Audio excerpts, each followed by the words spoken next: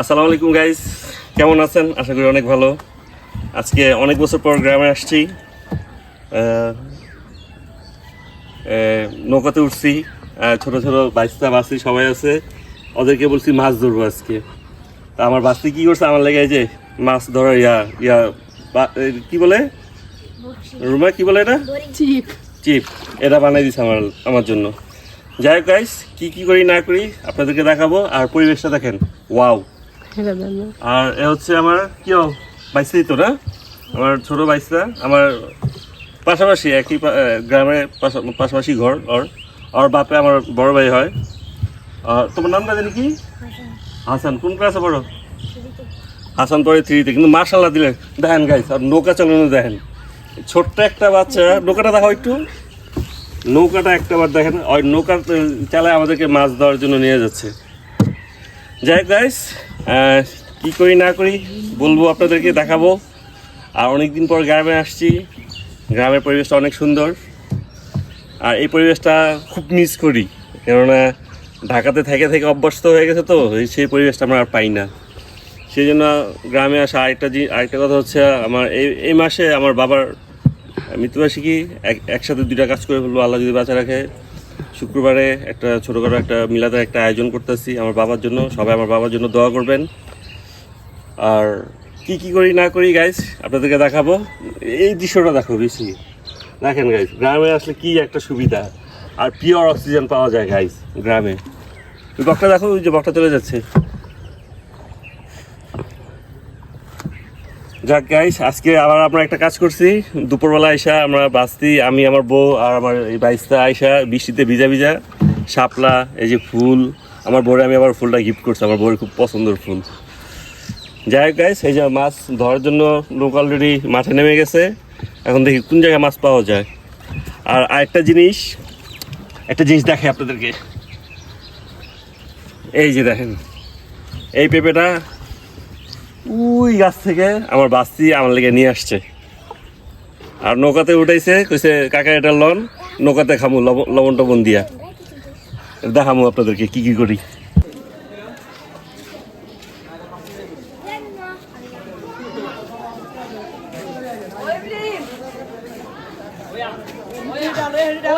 হ্যাঁ, জীবনের প্রথম নৌকা চালাইতেছি।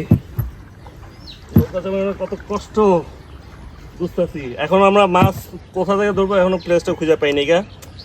দেখতেছি কোথা থেকে ধরা যায় মাছ। আর গাইস বলবেন আমাকে কেমন দেখাচ্ছে এই পোশাকে।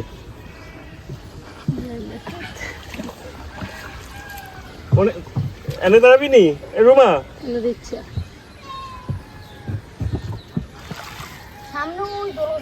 বিসমিল্লাহ গাইস, ফালাইতেছি। মাছ উঠবো কিনা জানি না, ট্রাই করি।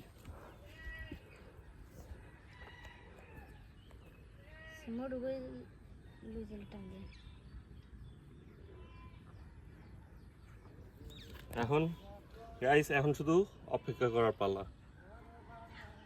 ঠিক আছে গাইস, এখন শুধু অপেক্ষা করার পালা। বাকিটা মাছগুলো হাতে ছেড়ে দিলাম।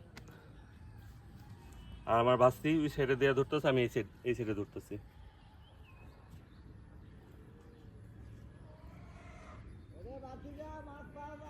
গাইস একটা জিনিস দেখে গেছি, একটু আগে বলছিলাম না আমার বাস্তি পেঁপে নিয়ে আসছে, কাটার আমি দেখাতে পারি না। এখন দেখেন, মানে পিওর ভেজাল ছাড়া জিনিস।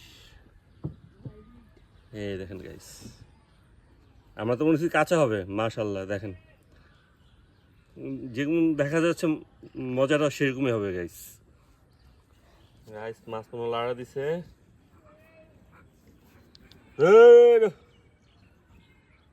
ব্যর্থ। আর মাছের খাবার খাওয়া গেছে গা, কিন্তু মাছ নেই। আবার টোপ দিতে হবে গাইস।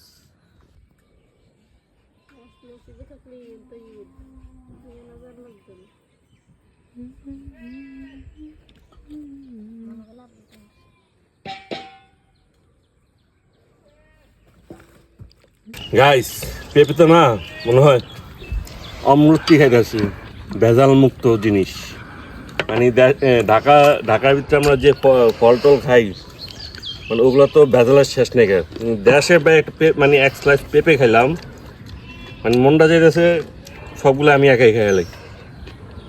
এতটা ভালো লাগতেছে, এতটা পিওর। আবার মিষ্টি পাইপের লোকে এটা এই যে দেখেন গাইস, এই যে শুধু মরিচের ফাঁকি আর একটু লবণ।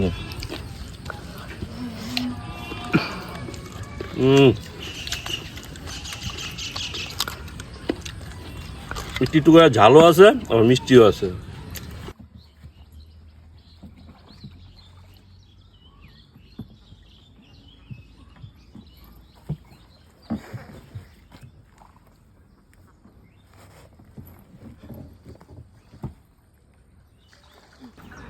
গাইস আমার ব্যর্থ, কোনো মাছ পেলাম না। অলরেডি আকাশ অনেক মেঘলা হয়ে যাচ্ছে। আর দেশ গ্রামে একটা ভয় থাকে কি জানেন, দেশ গ্রামে একটা জিনিস ভয় থাকে কি জানেন, আপনার খোলা মাঠে যদি আপনি থাকেন তাহলে আপনার ঠাডা পড়তে পারে।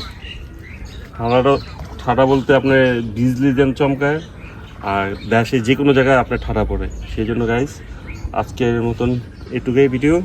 সবাই ভালো থাকবেন, সুস্থ থাকবেন। আবার অনেকদিন পর ভিডিও দিছি। আর আমার যদি ভিডিওটা যদি ভালো লেগে থাকে অবশ্যই লাইক করবেন এবং সাবস্ক্রাইব করবেন। আসসালামু আলাইকুম।